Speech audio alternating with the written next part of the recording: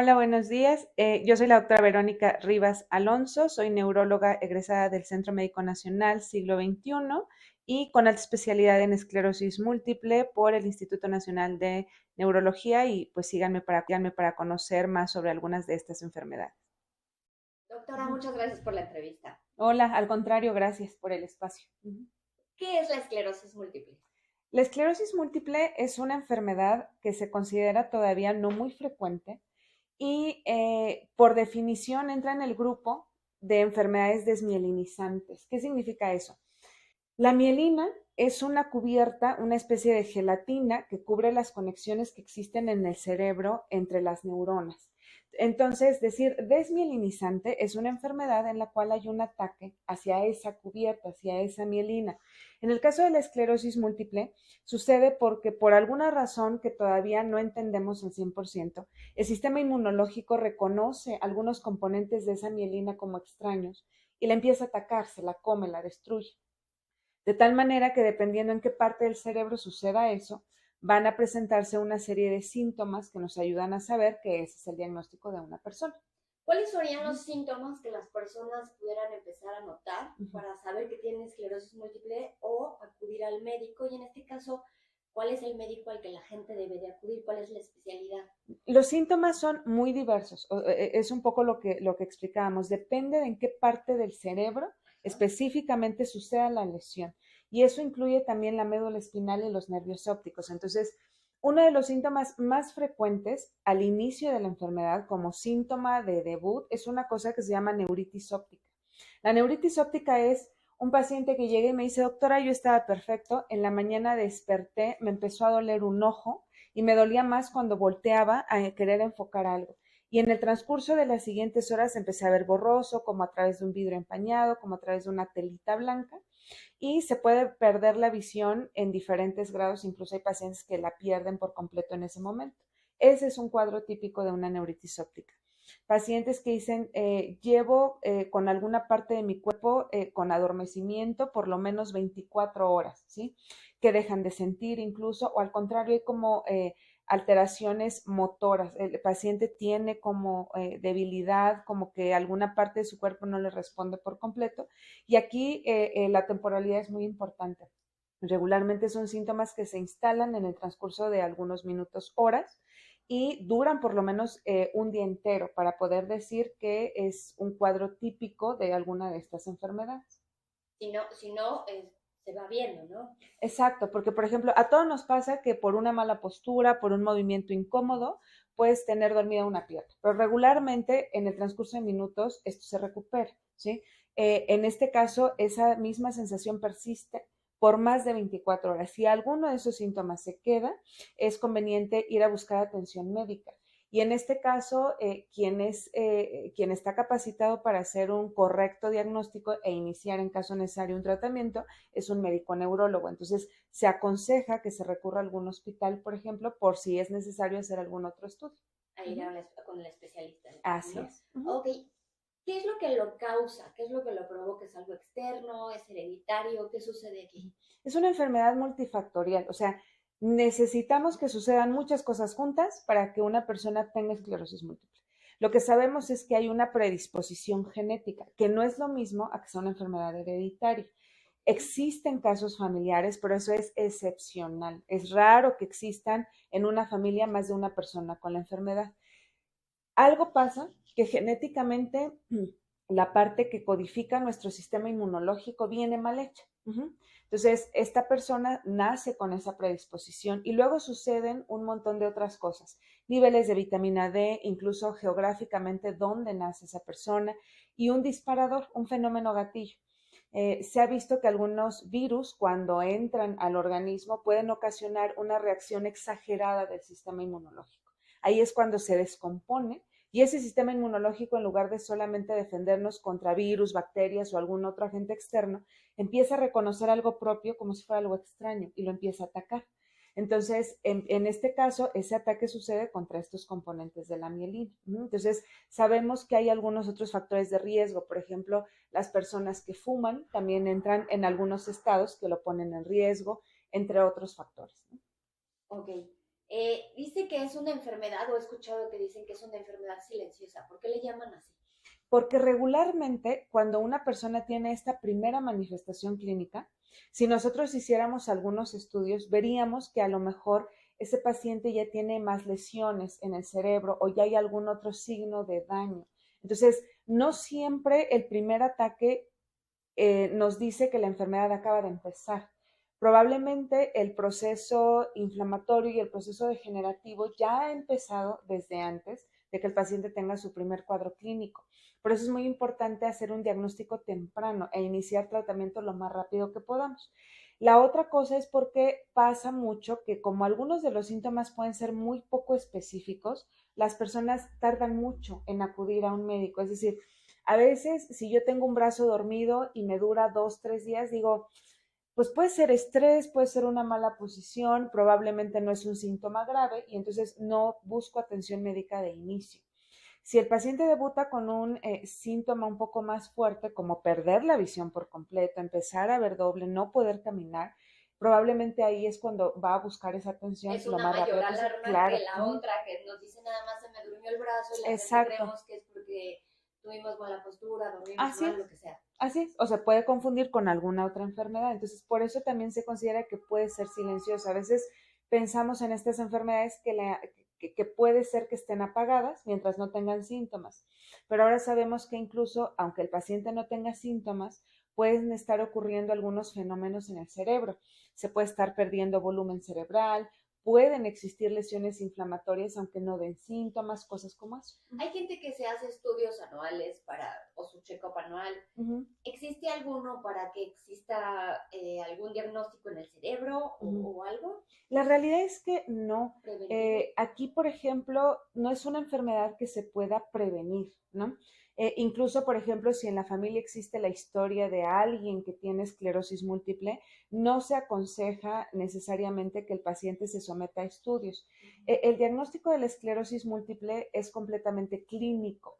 Se hace armando un rompecabezas donde lo más importante es lo que el paciente nos cuenta. Yo sentí esto en el ojo, a mí se me durmió una parte del cuerpo, dejé de contraer esfínteres, lo que sea. La siguiente parte, que es la más importante, y por eso es que un neurólogo debe ser quien atiende a estos pacientes, es una exploración neurológica súper detallada. El cuerpo es un mapa perfecto del cerebro, entonces alguna lesión que nosotros encontramos en la exploración nos permite saber incluso qué área cerebral es la que está afectada. De ahí surge la sospecha clínica de nosotros como médicos de decir, esto parece esclerosis múltiple. Y un estudio que se usa, que es el principal biomarcador, es una resonancia magnética del cerebro que nos muestra una foto de la mejor resolución posible de dónde estarían estas lesiones y cómo se encuentra todo lo demás y nos ayuda también a descartar algunas otras posibilidades. Entonces, la resonancia magnética del cerebro no es un estudio que se incluye en un check-up general, ¿no? Entonces, la realidad es que no, las personas solamente deberían entender que cuando existe alguno de estos síntomas, no es conveniente automedicarse, no es conveniente dejarlo pasar, siempre vale la pena acudir con un neurólogo a una revisión completa, ¿no? Desde inicio, ¿no? Así es. Ok. ¿Hay alguna edad específica en la que la enfermedad se esté manifestando? La edad más frecuente de presentación es entre los 18, 35 años, 20, 40 años. Es una enfermedad de gente muy joven, ¿sí? Pero eso no excluye, hay casos pediátricos, tenemos niños con esclerosis múltiple y también después de los 40 años puede suceder el primer episodio clínico. Entonces, no hay una edad en la que se excluya por completo el diagnóstico, pero esa es una edad más frecuente. Por eso es que también es tan importante hacer un diagnóstico correcto e iniciar el tratamiento, porque estamos hablando de que es una enfermedad también más común en mujeres que en hombres. Entonces, sucede cuando las personas están terminando una carrera, están empezando a planificar su vida y entonces, si no hacemos un diagnóstico temprano, los pacientes pueden llegar a tener grados de discapacidad altos en el transcurso de su vida. En cambio, si les iniciamos tratamiento, lo más probable es que puedan tener una vida prácticamente normal. O sea, no tiene cura. No tiene cura, pero ahora ya existen medicamentos que controlan perfectamente la enfermedad. Y o sea, la prevención o la previsión de vida, ¿cuánto dura? Ah, antes, cuando no existían medicamentos para tratar la esclerosis múltiple, se pensaba que incluso las personas que la padecían podían vivir hasta 10 años menos que el resto de la población, ¿no? De su misma región, por decirlo así. Ahora empezamos a ver a pacientes que desde que debutan con la enfermedad han recibido algún tipo de tratamiento, el que sea, incluso de los más viejos, por llamarlo así, ¿no? Y empezamos a ver que entonces la esperanza de vida está más o menos similar a la que tiene cualquier otra persona sana o con alguna otra enfermedad degenerativa. Entonces, el que existan tratamientos de alta eficacia también nos ayuda a que esta esperanza de vida ya se empiece a regularizar y no sea menor. Hay tratamientos de diferentes tipos y en esta enfermedad se busca mucho un tratamiento individualizado, es decir, si eres una mujer que además se quiere embarazar pronto, probablemente la mejor idea es utilizar cierto tipo de medicamentos. Antes del embarazo o durante el embarazo y a otros Exactamente. después del embarazo, por decirlo algo Exactamente, o así. sea, y se busca que, por ejemplo, si la enfermedad es más agresiva o menos agresiva, también se ajusta un poco el tratamiento. Si es un paciente pediátrico, si es una persona que además tiene alguna otra enfermedad, es decir, ya hay medicamentos que nos permiten un poco ir ajustando y haciendo como un traje a la medida de acuerdo a las características de cada persona. De acuerdo. Al final, cuando yo conozco o si conociéramos a una persona con esclerosis múltiple, ¿qué es lo que estaría viendo? Esa es una muy buena pregunta y de pronto ha sido motivo incluso de campañas a propósito, por ejemplo, acaba de pasar el Día Mundial de la Discapacidad. Antes, cuando nosotros le decíamos a una persona que tenía esclerosis múltiple, era muy dramática la reacción porque era esclerosis múltiple igual a silla de ruedas o a mucha Así es. discapacidad.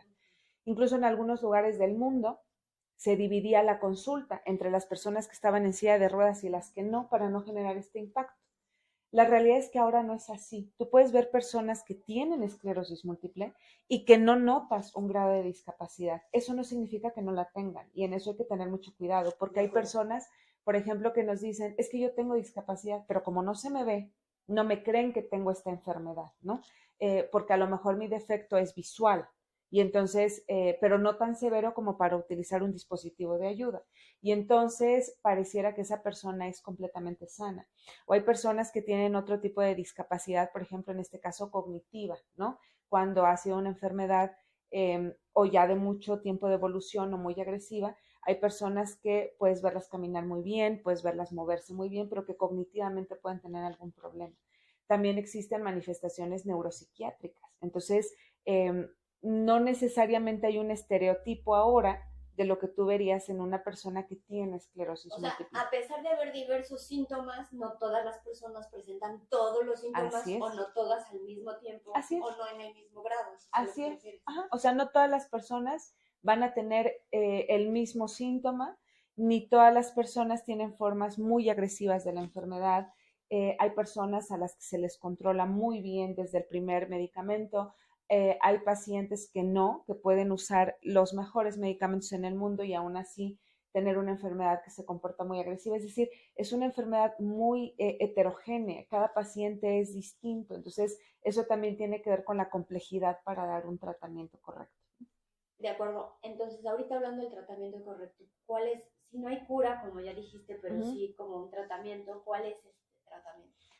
Existen tres partes del manejo de un paciente con esclerosis múltiple.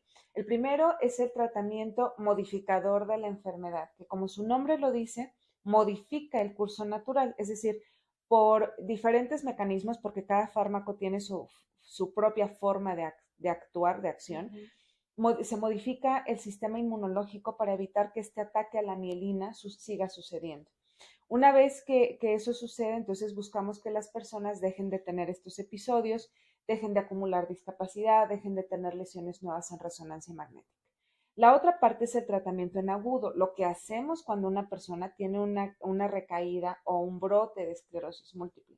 Ese tratamiento consiste generalmente en antiinflamatorios muy potentes que se ponen de manera intravenosa para ayudar a que se desinflamen esas lesiones, ¿no? Y el otro apartado es el manejo sintomático, que es, por decir, si yo tuve una lesión y me quedó como una secuela el dolor, el vértigo o alguna cosa así, entonces, o problemas para controlar esfínteres, qué sé yo, te puedo dar medicamento para mejorar esos síntomas. Entonces, la otra parte es la rehabilitación, tanto física como cognitiva, y se van armando, digamos, los esquemas alrededor de cada paciente y sus necesidades, ¿no? Muy interesante, muy interesante. ¿Y alguna otra cosa externa que se pueda hacer? No sé, a lo mejor yo sé que muchas enfermedades se limitan o con ejercicios y dejar de fumar. ¿Esta es una de ellas o da igual si lo haces o no? En general, un estilo de vida lo más sano posible ayuda a cualquier enfermedad. Estamos hablando de una enfermedad donde lo que se pone en juego es el sistema inmunológico. Entonces, la interacción que tiene una vida sana en cuanto a alimentación, ejercicio, dejar, por ejemplo, el tabaco también, sí es muy concreta, sí se ha visto. Las personas que tienen esclerosis múltiple y fuman tienen mayor riesgo de recaídas y de avance de discapacidad. Algunas dietas que son ricas en ciertos tipos de alimentos, en ciertos tipos de omegas, por ejemplo, también se ha visto que pueden ayudar a que los pacientes mejoren, ¿no? A lo largo del tiempo. Es decir, sí se sugieren algunas medidas dietéticas y de salud general, porque además sucede que estamos buscando a pacientes que son bastante jóvenes. Entonces, si yo diagnostico a alguien a los 20, 25 años, teóricamente le faltan 60 años más por vivir. Entonces, tenemos que cuidar su sistema nervioso durante todo ese tiempo. Si adicional a la esclerosis múltiple, en algunos años va a ser hipertenso, va a ser diabético o va a tener alguna otra enfermedad, pues entonces se suman los problemas. Si evitamos en lo posible que esto suceda a través de estas medidas, lo más probable es que ese paciente tenga una vida, insisto, prácticamente normal a lo largo del tiempo. Ok, muchísimas gracias, doctora. ¿Algo más quiere agregar? No, solamente eso, que en cuanto sucede algún síntoma que llama la atención, que además puede ser o no recurrente, que dura más de un día, no vale mucho la pena esperar, ¿no? Y dejarlo pasar, sino siempre recomendamos que se busque atención por un especialista, por un médico neurólogo, para que de verdad se busque el diagnóstico correcto, ya sea esclerosis múltiple o algún otro, pero siempre la certeza de qué es lo que está pasando, pues es la mejor idea. Doctora Verónica Rivas, muchas gracias por su ayuda y por su atención y muchísimas gracias a ustedes también por acompañarnos en Salud Online, su noticiero. Hasta luego.